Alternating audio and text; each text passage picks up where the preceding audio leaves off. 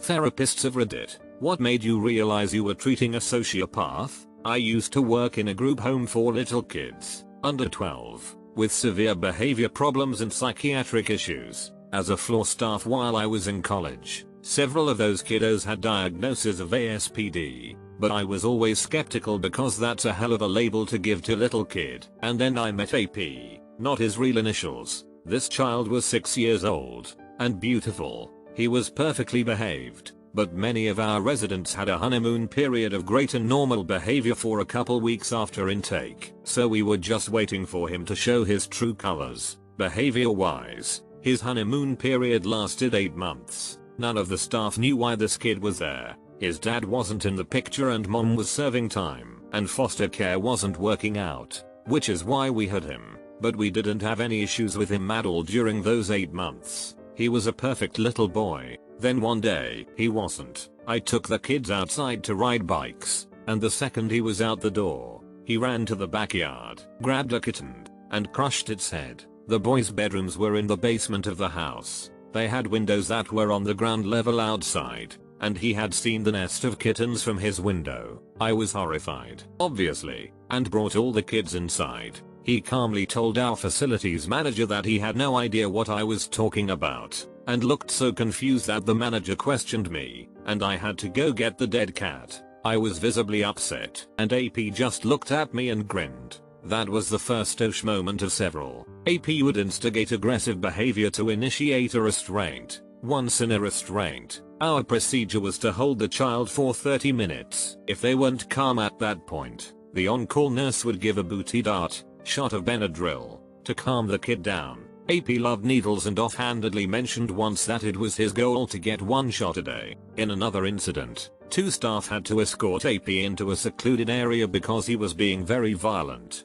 During the transport, something happened. I think the metal door shut on him, and AP cut his foot substantially. We went to get the nurse, and when she came to help him he was laughing, digging at his cut to make it bleed more, and writing on the wall with the blood. Most of our kiddos were wards of the state, but AP's grandparents actually came and visited him. The other kids would be so jealous, but AP would, quite convincingly, act like he didn't know his grandparents. And then later he would taunt the others who never had visitors. When I left that job, he gave me a picture he drew of me. It was a typical little kid picture, but there was an X over the mouth and the eyes were scribbled out. I asked him why he drew me that way, and he said, "You don't deserve eyes because I don't like it when you see me. You don't deserve mouth because you say things I don't like." I still work with kids with severe behavior problems, psychiatric issues, and severe disabilities. I love them. I have worked with hundreds during my career. I still think about AP. Soon after I left, they transferred him,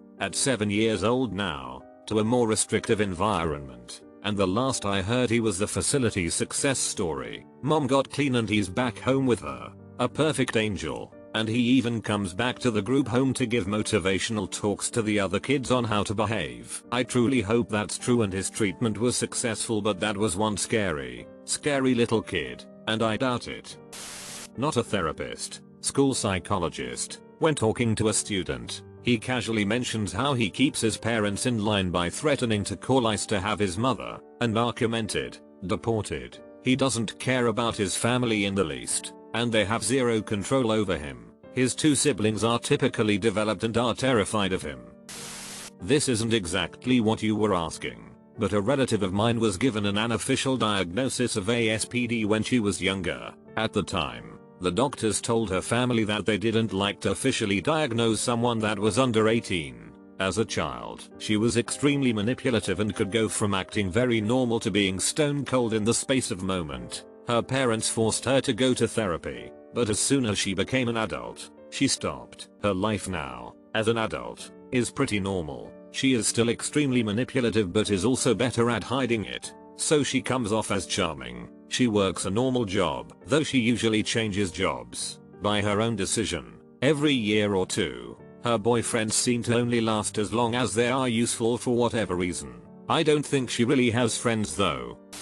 Psychologist who works in a correctional setting here. Yes, I agree with the people who commented regarding DSM-5 criteria for ASPD. I've seen a lot of those. In regard to personal experience, the people that make my stomach turn are the unrepentant sex offenders. I think many sex offenders suffer from a treatable, albeit gross, disease. But I've met many who try to justify what they did. It happened to me, rationalize it, it's legal in other countries, and flat out blame the victim's parents should have taught him her better. I won't debate these people, and I typically redirect since there's not getting through to people like that. I also learn I've worked with a sociopath when I figure out I got hoodwinked after the fact. Like an inmate has left my office and I think, oh what a nice guy, and find out what he's really like from other inmates or staff.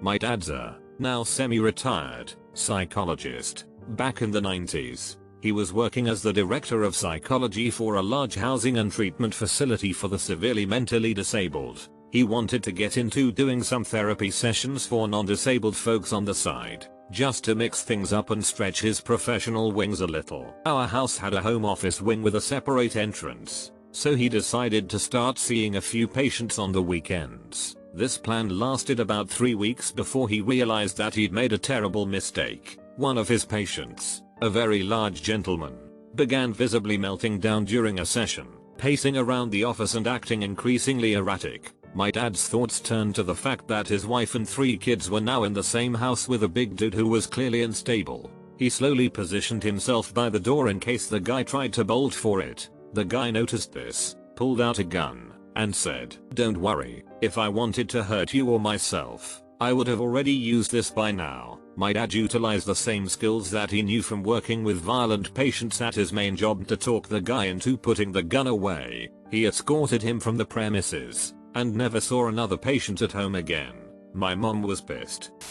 I've worked with a few. The most disturbing one was an ex-military guy. He had served time in Iraq in the early 2000s, and he had killed in the line of duty. He always seemed a bit off, but the story he told me that was like, holy F, he's a sociopath, was when he told me about how he would do things like kill goats, because he could get away with that and some families there depend on livestock to survive. He also told me about making starving children fight over candy. He talked about watching kids fight to the death with rocks over candy he would throw on the ground. Awful, scary stuff. This person is currently a free man. The second was more of a stereotypical sociopath. He had been arrested for drug possession, and during the arrest attempt had stabbed himself a few times while trying to stab the arresting officers. He was very sharp, but intentionally chose the life of a drug dealer because it was violent. I don't think he ever actually killed anyone, but he definitely abused people pretty horrifically. He dealt meth and enjoyed power tripping off messing with desperate addicts. He would make them do gross painful lawful things to earn their fix. He was also the only antisocial person I've ever met who had a weakened pain response. He once stabbed himself with a pen to prove to me he didn't feel pain. And I mean like a legit. Buried the pen in his flesh. Blood everywhere kinda stab, yeah. Licensed marriage and family therapist. I've seen it mentioned that sociopaths don't come in for services, and this is true, but I've seen some incredibly sociopathic behavior. It primarily comes up with husbands I see. Men who were raised to think that their household was their kingdom and everyone in it was there to serve them. Men who can't comprehend that their wives or children have their own thoughts and feelings. It takes about 10 minutes to tell the difference between an angry spouse that doesn't know how to communicate and a person who genuinely has no ability or will to empathize with their partner. Best example was after this guy's wife had broken down crying in our third session about how he talked down to her. I asked them both what some goals for therapy might be. His immediate response was, "I want to work on understanding why my wife makes such stupid effing decisions." She broke down crying again and ran out of the room. The guy just looked at me like, "Women, am I right?" He had no idea that what he said was hurtful, or he wanted to hurt her. Either way, it was chilling to watch. Spoiler alert, she left him 2 weeks later after he threatened to shoot her if she left him. Yes, she's safe and much better now. Honestly, he made me feel scared and panicky to be in the same room.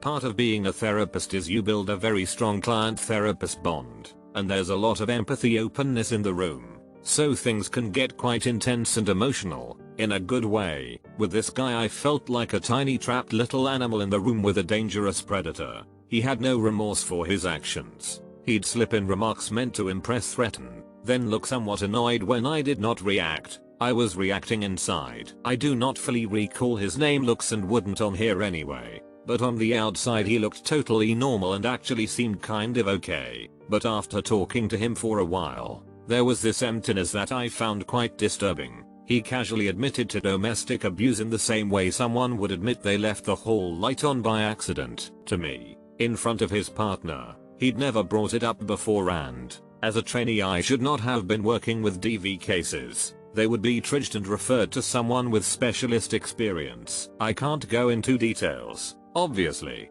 for confidentiality reasons. But it was a huge overreaction to an honest accident. Could have happened to anyone, and he literally mentioned it in passing, and seemed to be more like, oh, for God's sake, this isn't even worth mentioning. Why did I bring this up? I'd rather be talking about myself rather than I tried to strangle my partner. He just didn't care. I remember just nodding and remained calm, whilst drawing a huge effing exclamation mark on my notes. I made it through the session somehow, then immediately told my supervisor and had him transferred to a different counselor. I've honestly never been so scared of another individual just from a vibe.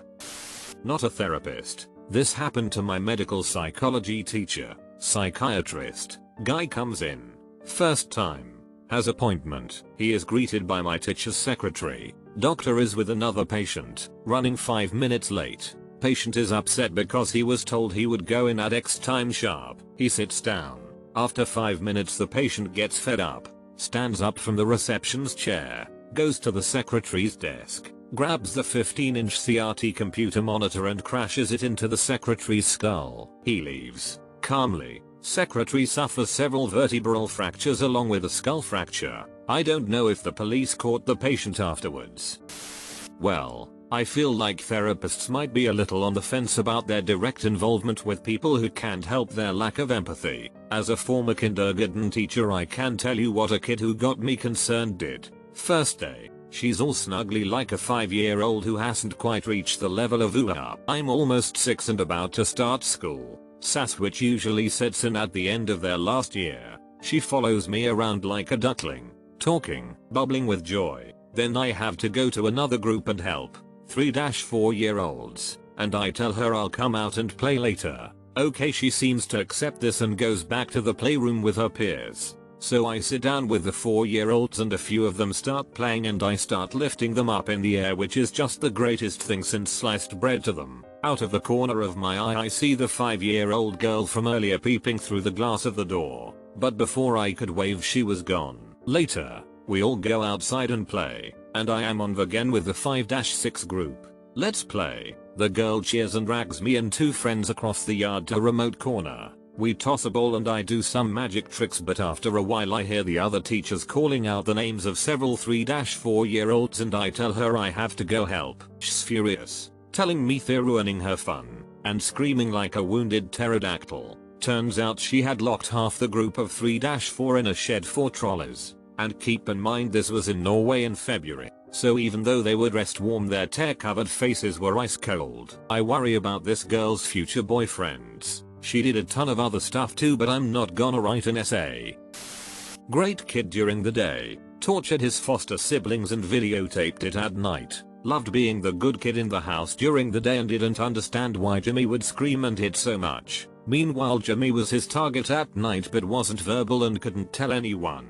Sociopath was always kind to the verbal child, so only Jimmy was prey. In front of the foster parents, Sociopath seemed like a model teen. Finally a video surfaced through sheer dumb luck and now Sociopath is in jail. No one believed it until they saw the video. He's handsome, charming, and will ruin lives because his youthful offender status means he won't have a criminal record. Tip: if someone puts themselves in a victim role, run. They want you to save them. When someone is genuinely overcoming trauma, it doesn't look like that. I am positive that Sociopath will use his foster care history to seem vulnerable and pull in a woman to torment and manipulate.